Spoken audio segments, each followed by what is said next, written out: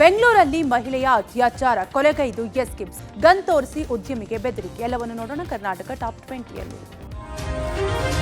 ಬೆಂಗಳೂರಿನಲ್ಲಿ ಮನೆ ಕೆಲಸ ಮಾಡುತ್ತಿದ್ದ ಮಹಿಳೆ ಶವವಾಗಿ ಪತ್ತೆಯಾಗಿದ್ದಾರೆ.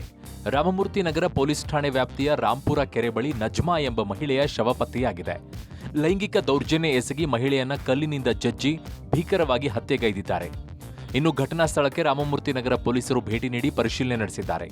ಇತ್ತ ಮೃತ ಮಹಿಳೆ ಬಾಂಗ್ಲಾದೇಶದ ಮೂಲದವರು ಅಂತ ಗುರುತಿಸಲಾಗಿದೆ. ಸದ್ಯ ಕೊಲೆಯಾದ ಮಹಿಳೆಯ ಬಾಡಿಯನ್ನ ಅಂಬೇಡ್ಕರ್ ಆಸ್ಪತ್ರೆಗೆ ಶಿಫ್ಟ್ ಮಾಡಲಾಗಿದೆ. ಘಟನೆಯ ಬಗ್ಗೆ ಪೂರ್ವ ವಿಭಾಗದ ಡಿಸಿಪಿ ದೇವರಾಜ್ ಮಾತನಾಡಿದ್ದು, ಮಹಿಳೆಯನ್ನ ರೇಪ್ ಮಾಡಿ ಕೊಲೆ ಮಾಡಿರೋದು ಗೊತ್ತಾಗಿದೆ. ಡಿಎಸ್ಆರ್ ಅಪಾರ್ಟ್ಮೆಂಟ್ನಲ್ಲಿ ಕೆಲಸ ಮಾಡಿಕೊಂಡಿದ್ರು ಎಂಬುದು ತಿಳಿದು ಬಂದಿದೆ. ಪ್ರಕರಣ ದಾಖಲಿಸಿಕೊಂಡು ತನಿಖೆ ನಡೆಸಲಾಗ್ತಾ ಇದೆ ಅಂದರು. ಮಾಜಿ ರೌಡಿ ಶೀಟರ್ ಫೈಟರ್ ರವಿಯನ್ನ ಬೆಂಗಳೂರಿನ ಸದಾಶಿವನಗರ ಪೊಲೀಸರು ಬಂಧಿಸಿದ್ದಾರೆ. ಉದ್ಯಮಿ ಸೋಮಶೇಖರ್ ಎಂಬುವರ ಮೇಲೆ ಹಲ್ಲೆ ಮಾಡಿ ಗನ್ ತೋರಿಸಿ ಕೊಲೆ ಬೆದರಿಕೆ ಹಾಕಿದ ಹಿನ್ನೆಲೆಯಲ್ಲಿ ಅರೆಸ್ಟ್ ಮಾಡಲಾಗಿದೆ. ಶ್ರೀಕಾಂತ್ ಎಂಬುವರಿಗೆ ಉದ್ಯಮಿ ಸೋಮಶೇಖರ್ 75 ಲಕ್ಷ ಹಣವನ್ನ ನೀಡಬೇಕಿತ್ತು. ಈ ವಿಚಾರವಾಗಿ ಹಣ ಕೊಡಿಸುವುದಾಗಿ ಫೈಟರ್ ರವಿ ಮಧ್ಯಪ್ರವೇಶಿಸಿ ಸೋಮಶೇಖರ್ಗೆ ವಾರ್ನ್ ಮಾಡಿದ್ದ. ಮಾತಿಗೆ ಮಾತು ಬೆಳೆದು ಹಲ್ಲೆ ಮಾಡಿದ್ದಾರೆ ಎಂಬುದು ಗೊತ್ತಾಗಿದೆ. ಬಿಕಾಂ ವಿದ್ಯಾರ್ಥಿಯೊಬ್ಬ ವಿಚಿತ್ರವಾದ ಪತ್ರ ಬರೆದು ನಾಪತ್ತೆಯಾಗಿದ್ದಾನೆ. ಅಧರ್ಮದ ಜಗತ್ತನ್ನ ತೊರೆದು ಸತ್ಯದ ಕಡೆ ಹೋಗ್ತಾ ಇದ್ದೇನೆ, ನನ್ನನ್ನು ಹುಡುಕಬೇಡಿ. ಪತ್ರವನ್ನ ಬರೆದು ವಿದ್ಯಾರ್ಥಿ ಮೋಹಿತ್ ನಾಪತ್ತೆಯಾಗಿದ್ದು ಕೊಡಗೇಹಳ್ಳಿ ಪೊಲೀಸ್ ಠಾಣೆಯಲ್ಲಿ ಕೇಸ್ ದಾಖಲಾಗಿದೆ.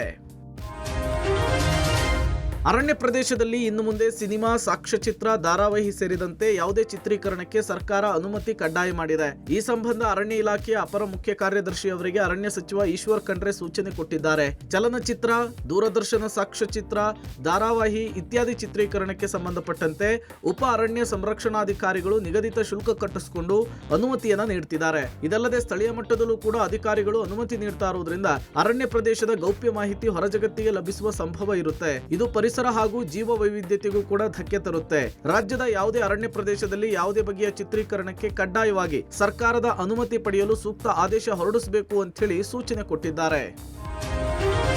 ಸಿಲಿಕಾನ್ ಸಿಟಿ ಬೆಂಗಳೂರಿನಲ್ಲಿ ಬಿಎಂಟಿಸಿ ಬಸ್ ಚಾಲಕರ ಎಡವಟ್ಟು ಹೆಚ್ಚಾಗುತ್ತಲೇ ಇದೆ. ಪದೇ ಪದೇ ಸಂಚಾರಿ ನಿಯಮಗಳನ್ನ ಬ್ರೇಕ್ ಮಾಡ್ತಿದ್ದಾರೆ. ಈ ಹಿಂದೆ ಡ್ರೈವ್ ಮಾಡ್ತಾ ರೀಲ್ಸ್ ನೋಡಿದ್ದಾಯ್ತು, ಪೇಪರ್ ಓದಿದ್ದಾಯ್ತು. ಬಿಎಂಟಿಸಿ ಬಸ್ ಚಾಲಕ ಫುಟ್ಪಾತ್ ಮೇಲೆ ಬಸ್ ಅನ್ನು ಹತ್ತಿಸಿದ್ದಾನೆ.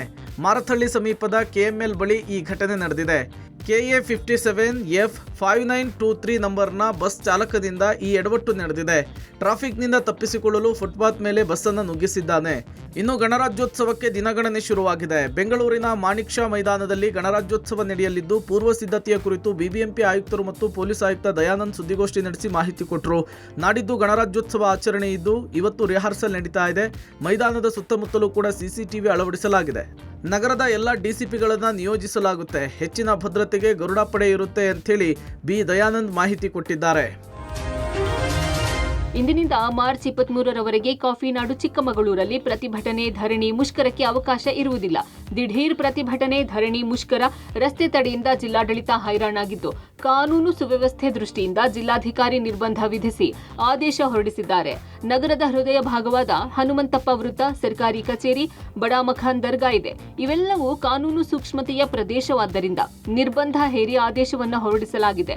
ರಾಜಕೀಯ ಪಕ್ಷಗಳು, ಸಂಘ ಸಂಸ್ಥೆಗಳು, ವಿದ್ಯಾರ್ಥಿಗಳ ದಿಢೀರ್ ಪ್ರತಿಭಟನೆಯಿಂದ ಕಾನೂನು ಸುವ್ಯವಸ್ಥೆ ಕಷ್ಟವಾಗ್ತಿದೆ ಎಂದು ಉಲ್ಲೇಖಿಸಲಾಗಿದೆ.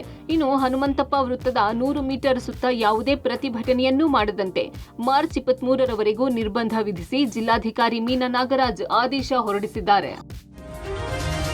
ಚಾಮರಾಜನಗರ ಜಿಲ್ಲೆಯ ಹನ್ನೂರು ತಾಲೂಕಿನ ಶ್ರೀ ಮಲೆಮಹದೇಶ್ವರ ಬೆಟ್ಟದಲ್ಲಿ ಹುಂಡಿ ಎಣಿಕೆ ಮಾಡಲಾಗಿದೆ. ಮಾದಪ್ಪ ಮತ್ತೆ ಕೋಟಿ ಒಡೆಯನಾಗಿದ್ದಾನೆ. ಹುಂಡಿ ಹಣ ಎಣಿಕೆಯಲ್ಲಿ ಈ ಬಾರಿ 30 ದಿನಗಳಲ್ಲಿ 2.29 ಕೋಟಿ ರೂಪಾಯಿ ಸಂಗ್ರಹವಾಗಿದೆ. ಮಲೆಮಹದೇಶ್ವರ ಬೆಟ್ಟದ ಬಸ್ ನಿಲ್ದಾಣದ ಬಳಿಯ ವಾಣಿಜ್ಯ ಸಂಕೀರ್ಣದಲ್ಲಿ ಸಾಲೂರು ಬೃಹನ್ ಮಠದ ಅಧ್ಯಕ್ಷರಾದ ಶ್ರೀ ಶಾಂತ ಮಲ್ಲಿಕಾರ್ಜುನ ಸ್ವಾಮಿಯವರ ಸಮ್ಮುಖದಲ್ಲಿ ಹುಂಡಿಗಳನ್ನು ತೆರೆಯಲಾಯಿತು. ಬಳಿಕ ಸಿಸಿ ಕ್ಯಾಮೆರಾ ಕಣ್ಗಾವಲಿನಲ್ಲಿ ಎಣಿಕೆಯ ಕಾರ್ಯವನ್ನು ಪ್ರಾರಂಭಿಸಲಾಯಿತು. ಎಣಿಕೆಯ ಕಾರ್ಯವು ಸಂಜೆ 8 ಗಂಟೆಯವರೆಗೂ ಕೂಡ ನಡೆಯಿತು. ಹೊಸ ವರ್ಷದ ಮೊದಲ ತಿಂಗಳು ಅಮಾವಾಸ್ಯೆ, ಹೊಸ ವರ್ಷದ ರಜಾದಿನ, ಸಂಕ್ರಾಂತಿ ಹಬ್ಬ, ಶಬರಿಮಲೆಯ ಭಕ್ತರು ಹೆಚ್ಚಿನ ಸಂಖ್ಯೆಯಲ್ಲಿ ಭೇಟಿ ಕೊಟ್ಟಿದ್ರು.